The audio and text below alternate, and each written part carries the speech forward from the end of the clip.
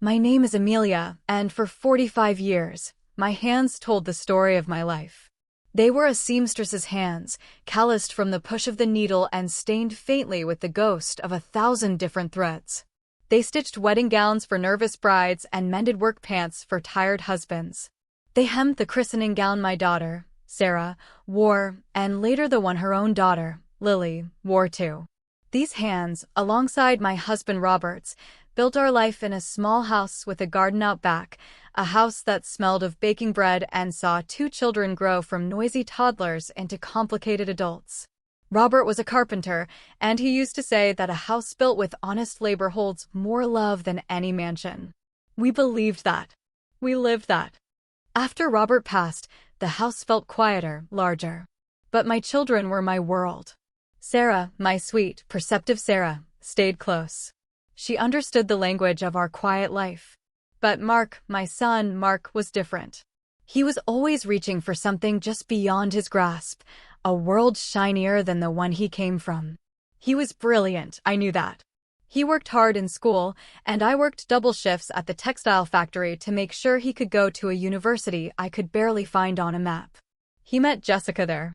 She came from money, the kind of old, quiet wealth that settles on a family like fine dust. Her parents owned properties, and their house was a place of polished silence and art that was worth more than our entire home. I was happy for Mark, truly. I saw how he looked at Jessica, like she was the sun. But I also saw how, little by little, the light from that sun started to burn away the parts of him that were ours. He began to talk differently, dress differently. When he came home, which was less and less often, his eyes would scan our worn furniture and faded wallpaper with a look I couldn't quite name. It wasn't pity. It was something closer to embarrassment. For his 40th birthday, Jessica and her parents decided to throw a party. It wasn't just a party, it was an event. Caterers, a string quartet, people with names that sounded like law firms. It was held at their new house, a glass and steel marvel that overlooked the city. Mark called me, his voice strained with an unfamiliar formality. "Mom, it's going to be a big deal," he'd said. "Just be yourself." I didn't know what that meant. I had only ever been myself. I didn't have money for the kind of gift that would fit in that world. I knew a check from my modest savings would feel like an insult next to the lavish presents he would receive. So I decided to give him the only thing I had of real value, my time, my history, our history. I decided to make him a quilt. It wasn't just any quilt. For weeks, I worked late into the night, my old sewing machine humming a familiar song. Each square was a memory.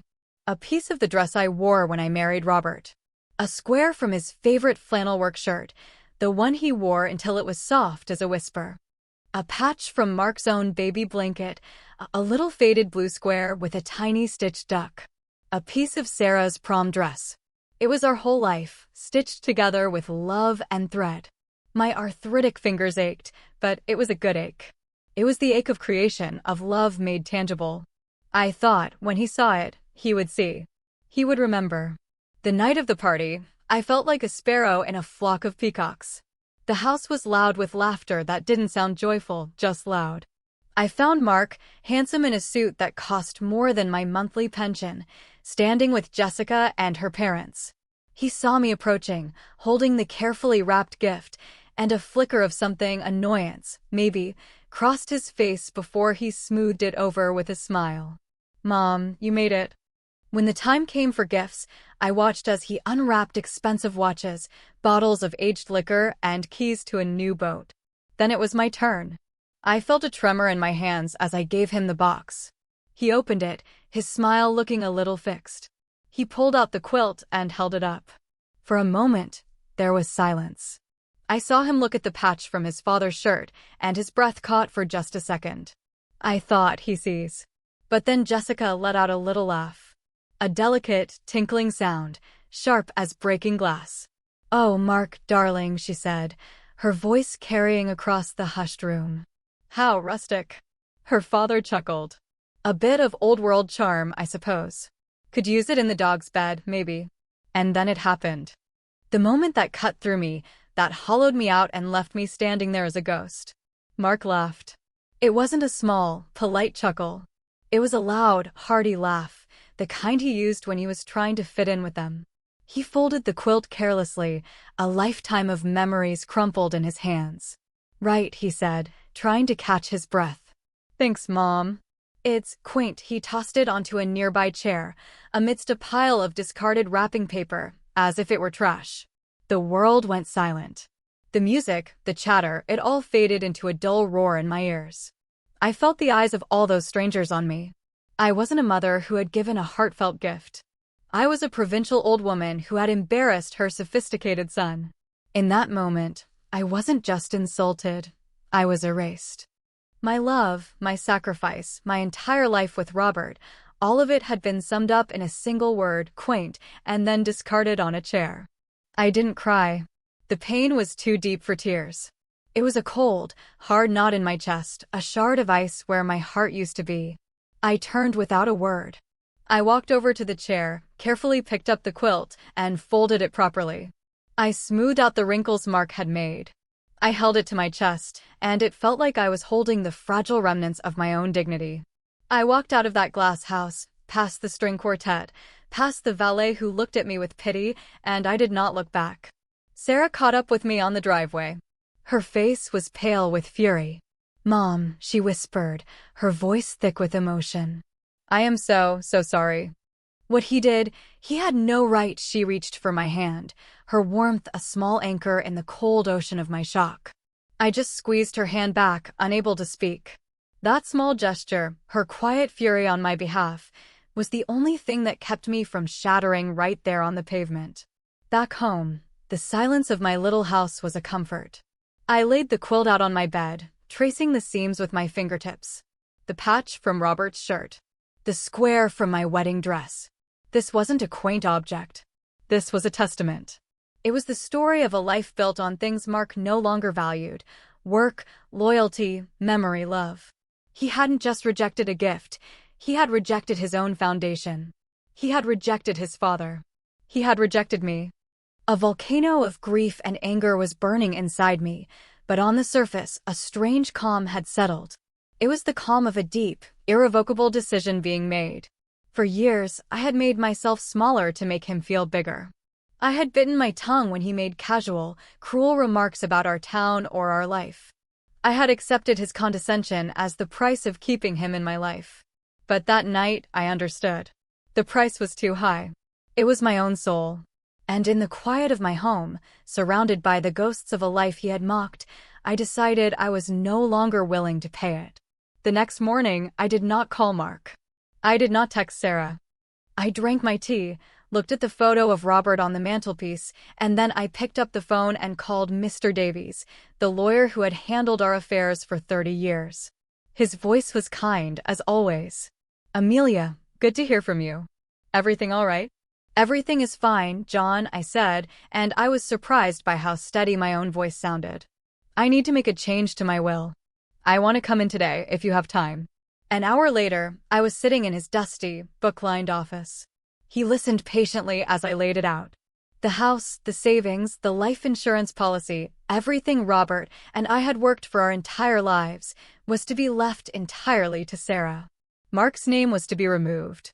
Not reduced. Removed. Mr. Davies looked at me over his spectacles. He was a man who knew our family. He knew how much I adored my son. "Amelia," he said gently, "this is a significant change. Are you sure? Once this is done, it's done." "I have never been more sure of anything in my life," I replied. "A person who doesn't honor the root doesn't deserve the shade from the tree." He saw the resolve in my eyes, nodded slowly, and began to draw up the new documents. I signed them with a hand that did not shake. It felt not like an act of anger, but an act of profound self-respect. I was honoring the work of my husband. I was honoring the life we built. A week passed in silence. I didn't hear from Mark, which wasn't unusual. Then, on a Tuesday afternoon, his expensive car pulled into my driveway. He came to the door not with an apology, but with a sheaf of papers and a forced, cheerful smile. He and Jessica were applying for a massive business loan to expand her father's company, and he needed my signature on a document that listed his expected inheritance as a form of collateral. It was a formality, he said, Just a little piece of paper. I invited him in and poured him a glass of water. I let him make his pitch, talking about portfolios and projections and all the other words from his new world. When he finished, he pushed the paper and a pen across my kitchen table. "So, if you could just sign here, Mom." I looked at him. I looked at the paper. Then I gently pushed it back toward him. "I can't sign this, Mark," I said, my voice quiet but firm. His smile faltered. "What?" "Why not? It's just for the bank. It doesn't mean anything." "Oh, but it does mean something," I replied. "It means you are counting on an inheritance. An inheritance that you no longer have." He stared at me, his face a mask of confusion. "What are you talking about?" "I changed my will last week," I said simply. "Everything Robert and I built will be going to Sarah. Since our life, our story, our work," I paused, letting the words settle in the air, "was of no value to you, I decided our assets should go to the child who understands their worth." The color drained from his face. For a moment, he was just silent, processing. And then the confusion curdled into rage. He shot up from his chair, his hands clenched into fists. "You did what? Are you insane? You can't do that." "I can, and I have," I said, remaining seated. My calmness seemed to infuriate him even more. "This is because of the party, isn't it?" he shouted, his voice cracking. "Because of that stupid quilt? You're going to ruin my entire future over a blanket." "It was never about the blanket, Mark. And you know it," I said. "It was about respect. It was about you, laughing with them as they mocked your father's memory. Laughing as you threw our whole life onto a chair like it was garbage. You want their world? Fine. You can have it. But you cannot have theirs and ours. You made your choice. I am simply honoring it." He started pacing my small kitchen, a caged animal. "This is spite. This is a bitter old woman trying to punish me. You're selfish. You have no idea what this will do to me, to my life, to my marriage." The accusations flew, each one designed to wound, to make me feel guilty. But they couldn't find purchase. The wound he'd given me at the party was so deep, these new barbs just bounced off the scar tissue. I stood up then, my knees aching slightly. "I think you should leave now," I said. It wasn't a request. He stared at me, his chest heaving, expecting me to break, to cry, to give in as I always had. I just looked back at him, my heart aching for the little boy he used to be, but my mind resolute for the woman I had to be now. He finally stormed out, slamming the door so hard the picture of Robert on the mantelpiece rattled. I stood there in the silence, and for the first time in a very long time, I felt the ground firm beneath my feet. In the weeks that followed, my little house became a sanctuary. Sarah was my constant support, never questioning my decision. News travels fast in a small town, and soon, old friends and neighbors were stopping by with pies and casseroles, their presence a quiet statement of solidarity. They were my people. They understood the value of a life's work. I took out the quilt. For days, I had kept it folded away, a painful reminder. But now, looking at it, I saw something else. I saw resilience. I decided it wasn't finished. I went to my box of scraps and found a piece of dark blue silk, the color of a midnight sky just before dawn. I stitched it into the corner, a symbol of that dark night and the new day that followed. Then I took it to the local community center and asked if they needed a volunteer to teach sewing. Soon, my life found a new rhythm. Twice a week, I was surrounded by the eager faces of children and teenagers, their clumsy fingers learning the magic of turning cloth into creation. I taught them to mend, to hem, to create. We made simple tote bags and patchwork pillows. I told them stories about the fabrics, where they came from, what they meant. The quilt, my rejected gift, I hung on the wall of the classroom. It became our centerpiece, a map of memories. The kids loved it. They'd trace the patterns and ask me about the man who wore the flannel shirt, and I would tell them about Robert, about his strong hands and his kind heart. My story, once discarded, had found a new audience. I heard about Mark through Sarah. The loan fell through. His business deal collapsed. Jessica, whose love was apparently collateralized against his future success, grew cold. The cracks in their perfect, polished life began to show. Sarah told me they were fighting constantly, that Jessica's parents now looked at Mark with the same cool disdain they had once reserved for me. His fall from grace was swift and brutal.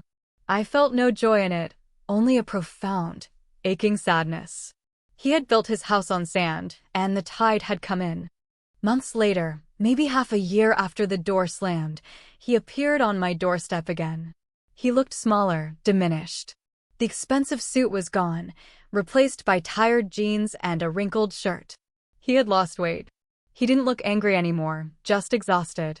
"Mom," he said, his voice raspy. He tried to apologize. It was a clumsy, broken thing, full of excuses and explanations about the pressure he was under, about his desperation to belong. It was an apology born of desperation, not true remorse. He eventually confessed that Jessica had left him and he was in financial ruin. I knew the unspoken question hung in the air between us. "Can you help me?" I listened patiently. When he was done, I went to the kitchen and made him a cup of tea, just like I used to when he was a boy with a scraped knee. I set it down in front of him. "I'm sorry for the pain you're in, Mark," I said, and I meant it. "But my money cannot fix what is broken in you." I offered him no bailout, no rescue. I offered him tea, and a moment of quiet in the house he had abandoned. It was all I had left to give. He left quietly that day. I didn't know if I would ever see him again. I had to make peace with that. My life continued. The sewing class thrived. I sold the big house, which held too many ghosts, and moved into a small, bright apartment near Sarah and her family. It was freeing. I was no longer the curator of a museum of memory that only I visited. Then, on my next birthday, a letter arrived. It was a single sheet of paper, folded neatly. The handwriting was his. There were no excuses, no justifications. It was just 3 sentences. "Mom, I am so sorry." It was never about the quilt. It was about me being a coward, ashamed of a life I should have been proud of. It was the first time he had told the unvarnished truth. I read it, folded it, and placed it in my sewing box. It wasn't forgiveness, not yet. But it was a beginning. A stitch in a tear that I thought was irreparable. My peace, I learned, didn't depend on that letter. I had already found it. I found it in the laughter of the children in my sewing class. I found it in the quiet mornings in my new home. Most of all, I found it with my granddaughter, Lily. One afternoon, she was at my apartment, and the quilt, my quilt, was draped over the back of my sofa. She was tracing the squares with her small finger, just as the children at the center did. She looked up at me, her eyes wide and serious. "Grandma," she said, "Mommy told me the story of this quilt. She said it's your life." "It is, sweet girl," I said, my voice thick. She patted the patch from Robert's flannel shirt. "It means you're really strong. And that you loved Grandpa very much. It's the most beautiful story I've ever seen." In that moment, any lingering pain vanished. My son's rejection, his in-laws' mockery, it all faded to nothing. Here was my legacy. Not a name on a building or money in a bank, but this child who could see the love stitched into the fabric. She saw me. I realized that a person's worth is not something that can be given or taken away by others. It is something you build, thread by thread, day by day. You build it with honest work, with love, with forgiveness, and sometimes with the courage to say, "No more." My son had forgotten where he came from, and in doing so, he lost himself. I, on the other hand, had been forced to return to my roots, and in doing so, I had finally, truly, found my own way home.